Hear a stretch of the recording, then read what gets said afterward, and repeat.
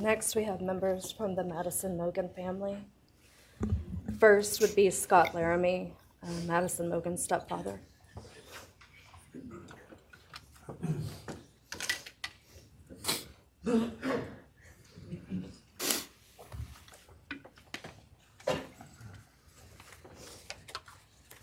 Standing by him is Karen Laramie, Madison's mother.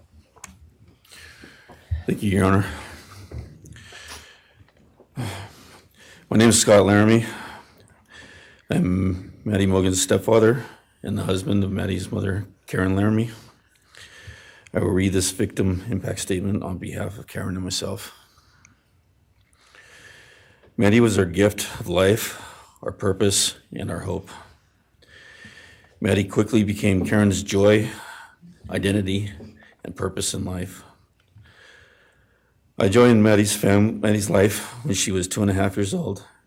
The experience transformed me into a life of joy, love, and family. Maddie was bright, beautiful, kind, empathic. She listened carefully to others and was observant, seeing and caring about the hearts and the minds of all she encountered. She loved music and music festivals. She had a wonderful sense of humor. She excelled in school. She was an easy child to raise, almost never requiring discipline, and almost always giving us parental joy. One time Karen remembers disciplining Maddie as a little girl. Maddie responded, "You broke my heart," which of course melted ours. She had a keen wit, even at that young age. As she transitioned into teenage years, she prioritized us and extended family over many of the distractions that capture teenagers. She showered us with her presence and love at family events, barbecues, picnics, birthdays, holidays, and others. She spent countless hours with her papa, her Uncle David, Aunt Nadine, and her other close family and friends.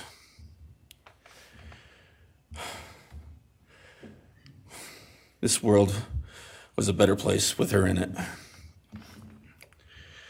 As she reached adulthood, Maddie applied her studies to be a marketing professional, entering into an internship at Payne West, and started planning her professional future.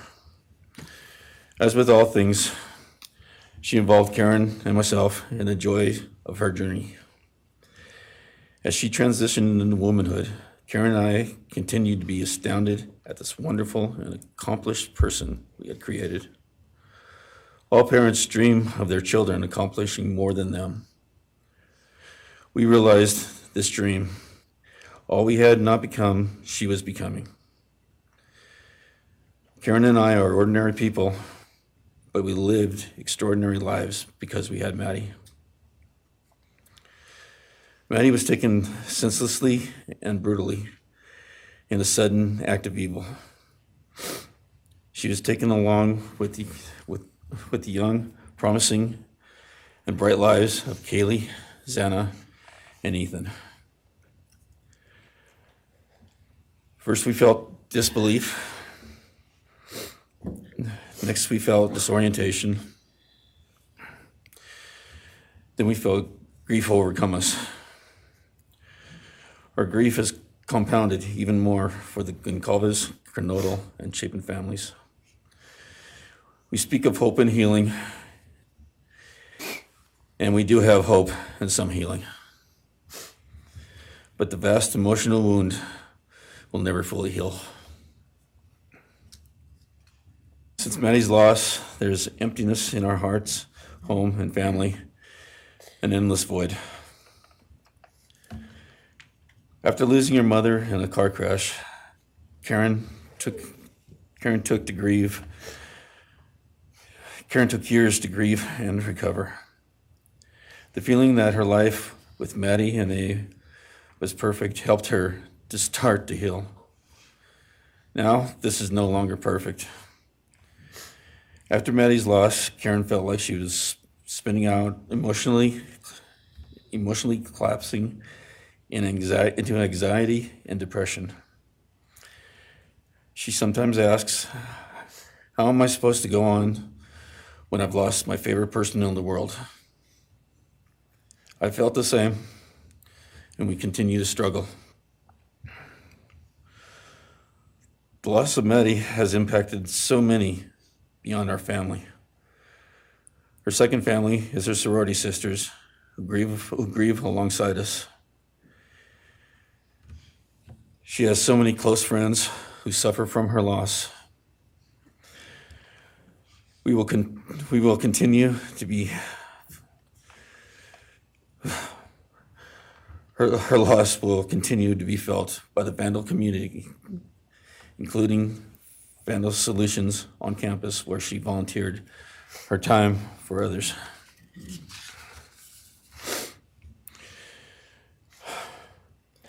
It helps us to know Maddie is in heaven now, freed from the trials of this earth. We, however, continue to live on without the grace and support of her presence. We will grow old without our only child, our bright, beautiful friend and daughter.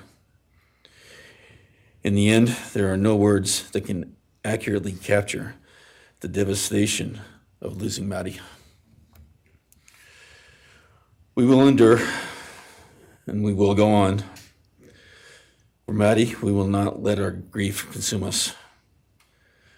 For Maddie, we will continue to love and care for our family and friends, including the families of Kaylee, Santa, and Ethan. We will remain united with them. We can only hope that others out there suffering similar losses can look to us and see that we can overcome hatred, darkness, and evil. We know the law allows us to comment on the defendant and his sentence. As for his sentence, we support the plea agreement.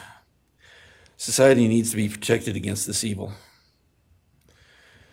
As for the defendant, we will not waste words, nor will we fall into hatred and bitterness. Evil has many faces, and we now know this, but evil does not deserve our time and attention. We are done being victims. We are taking back our lives.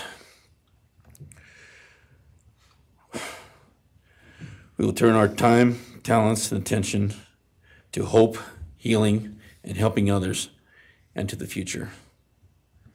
We invite all those who have suffered with us on this to join us in our journey. We can make this world a better place. We can move on from tragedy. Adversity will visit us, evil will visit us, but we will overcome. We can and will endure. Karen and I express our gratitude to Your Honor and to the prosecution team for allowing us the opportunity to make this statement. Thank you. Thank you so much for your courage, and I am so sorry for your loss. God bless Your Honor.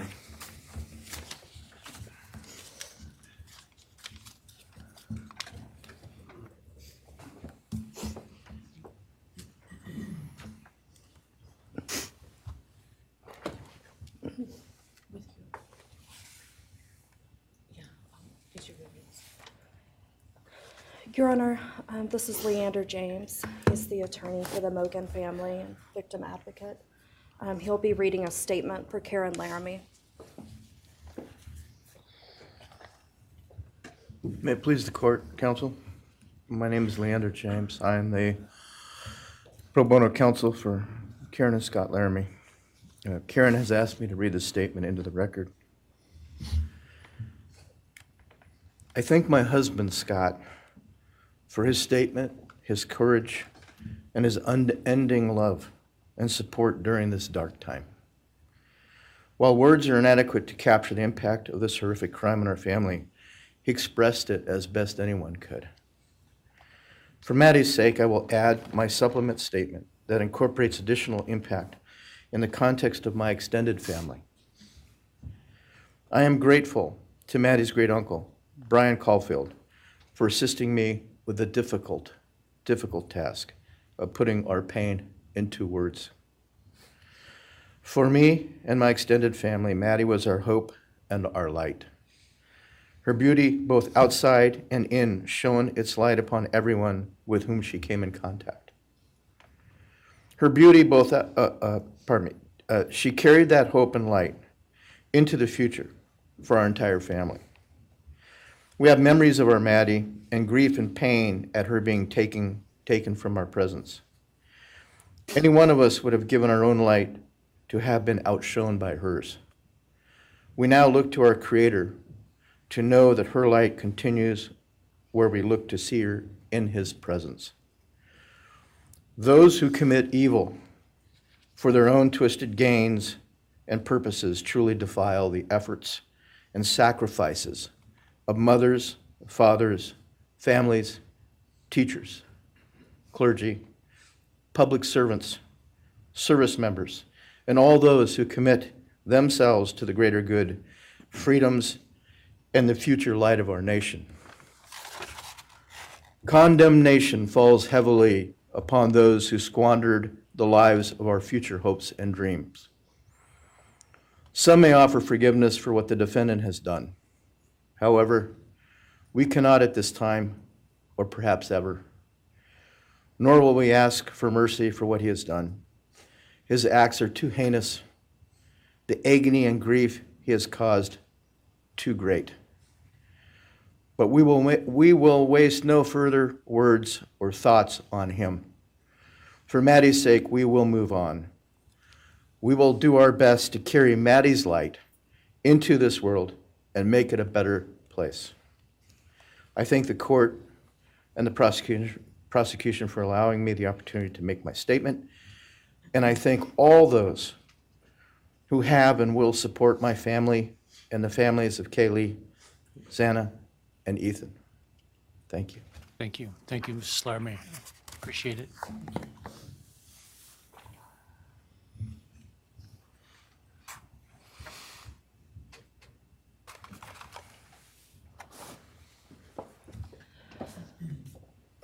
Next is Ben Mogen, the father of Maddie Mogen. Yes, of course. Actually, Your Honor, it'll be Kim Cheeley, the grandmother of Maddie Mogen.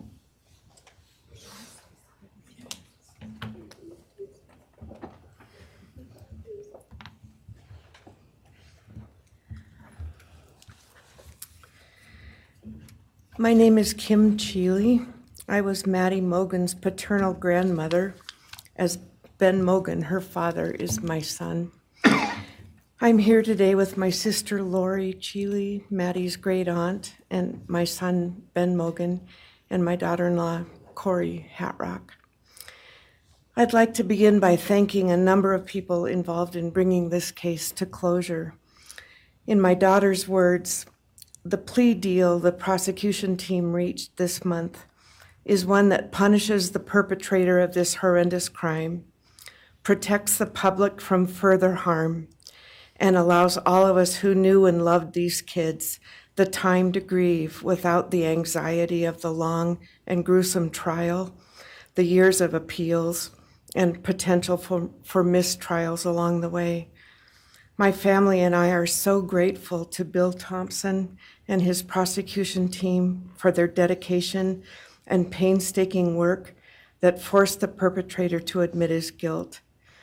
We want to thank the Idaho State Police, the Moscow Police Department, the FBI, and Judge Hippler. We'd also like to thank the University of Idaho officials who have treated the families of the victims with such dignity and kindness, and who have honored the 4 victims beautifully. Maddie was my first grandchild, so when she was born, all her grandparents had the distinct pleasure of deciding what we'd like to be called. I chose Nana, pretty original. But when Maddie was about a year and a half old, her papa, Ben's dad, and I were planning to visit the new little family in Oregon. Maddie didn't have an extensive vocabulary at the time, but for some unknown reason, she called bananas ba-deedle-deedles. When Karen and Ben told her Nana was coming to visit, she figured, I say deedle-deedle for that word. So I became deedle-deedle, shortened to Deedle when she was about 6 or 7, and I was Deedle all her life. I don't think her stepdad, Scotty, ever knew my given name was Kim. Maddie's and my birthdays were one day apart, and a couple years before she was killed, she gave me this necklace with Deedle and Maddie engraved on it, and I added an angel wing, and it's one of my treasured possessions. I also got an angel wing tattoo, never thought I'd see the day, but along with many members of our family, replicating the one that Maddie and her sorority sisters had. I wanted mine where I could see and touch it often. From preschool through grade school, I stopped teaching piano lessons early on Wednesdays and picked Maddie up for bubble baths, brownies, and books. It was our special time together, and she went home those nights in her jammies with a pan of warm brownies for her family. Although Karen and Scotty raised Maddie and did such a lovely job of parenting, we Mogens were lucky to have her for holidays and many other family gatherings. We'll always have our treasured memories of Maddie growing up in our big, extended, cooperative family, and I thank Karen and Scotty Laramie for being so generous and open and sharing Maddie with her Mogen side of the family. When the 4 kids were murdered, the foundation fell out of our world. Initially, the fear was truly debilitating. The first 6 weeks were excruciating. Despite the vigils, memorials, candlelight gatherings of students, friends, family, community members. After the arrest, in the past 2.5 years, my family has lived with grief, with the effects of traumatic grief, of which I was blissfully unaware before all of this. I now have a stack of books on grief. I've attended grief classes at hospice. I've tried EMDR, a technique that helps replace disturbing visions with something more comforting. My son Ben, his 2 sisters, Maddie's aunts, and I have all experienced depression and anxiety and sleep disturbance, requiring medical intervention at times. We've all sought counseling off and on. The struggle with media attention was extremely difficult, especially for Ben. No one should live through the violent murder of one's child. Some days it's beyond me how the parents of these kids are still upright. I'm thankful for the strong families and communities that are supporting the survivors. At the time, I could think of only 2 blessings surrounding the horrific murders. One was that Ben was living with my partner Tom and me at the time, and that we could support each other emotionally through it all.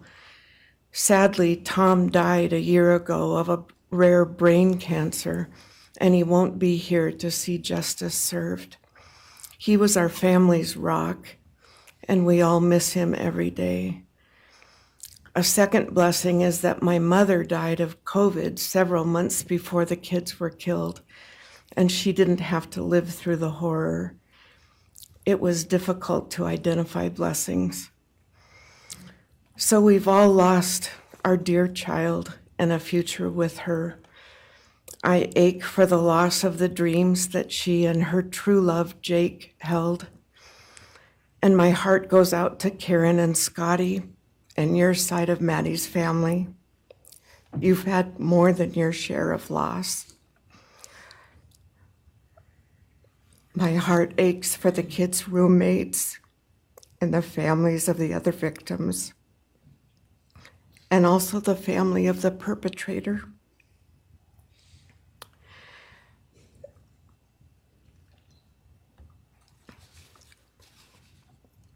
Going forward, we Mogens are choosing to put our energy and focus into honoring Maddie's too short life and sweet spirit by celebrating Maddie May Day, which my two daughters established. On May 25th each year, Maddie's birthday, we encourage folks to do random acts of kindness in Maddie's name. In my daughter Katie's words, may we all protect our peace in whatever way possible, unite in community, and focus on joy. Please do an act in kindness in Maddie's honor during this week, so a glimmer of Maddie's light may live on. Thank you. Thank you, and I appreciate your courage, and bless you and your family. Thank you.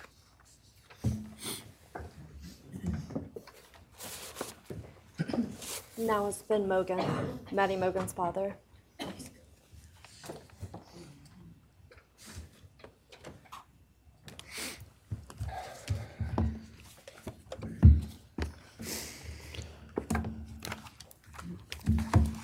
I'm Benjamin Mogen. I'm Maddie's dad. And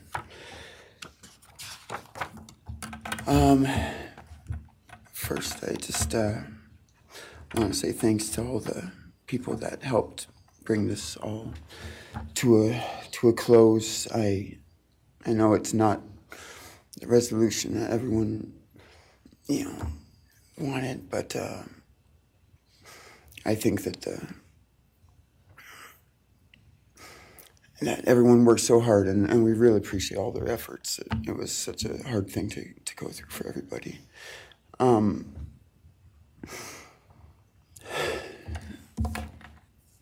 Maddie was my only child that I ever had. She's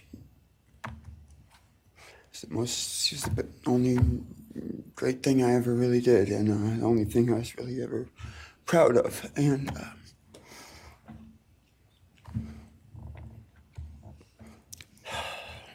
I thought we would have the rest of our lives together to be together and to know each other, and I took for granted the times, she was in college, and I thought, oh, well, we'll have the rest of our lives to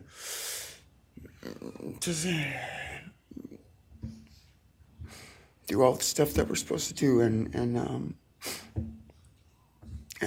she was just about done. She actually earned all of her credits for her college degree, and Karen and Scotty and I got to go and get her diploma that she actually earned, and she deserved every bit of that. And but I thought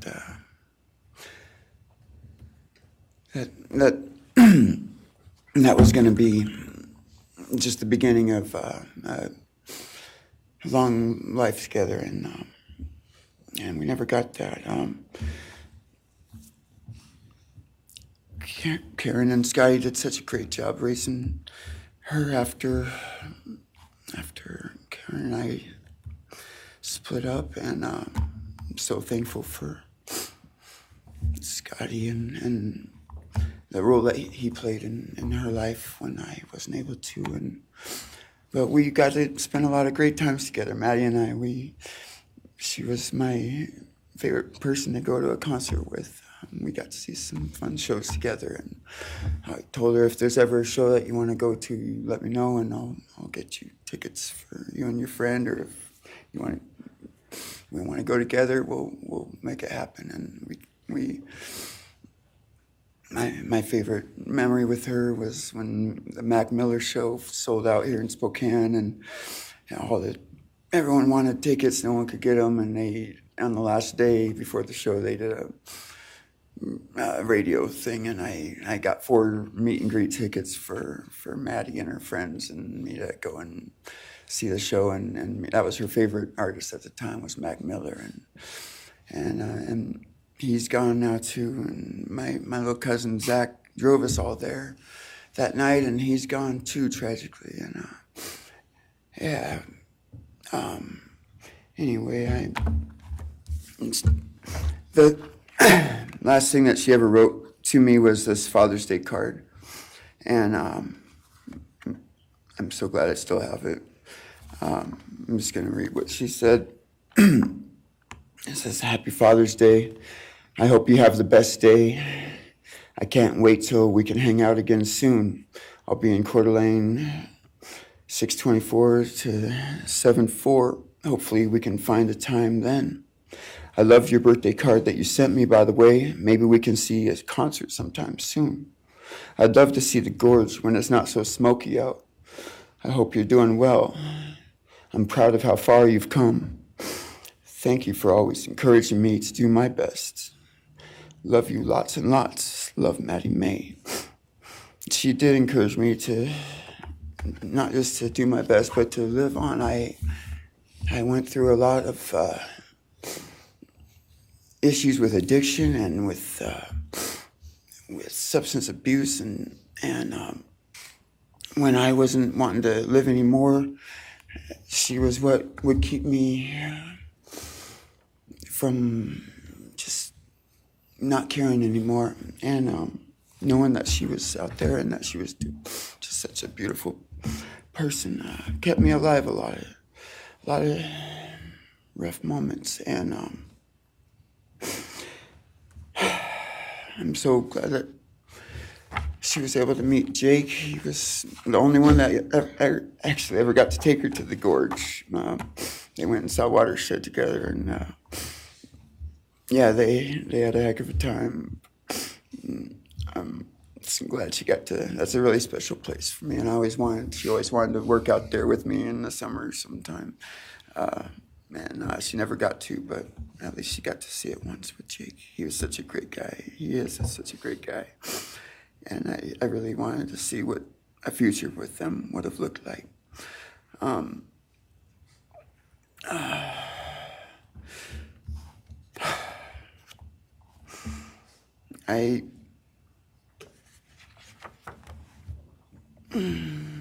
never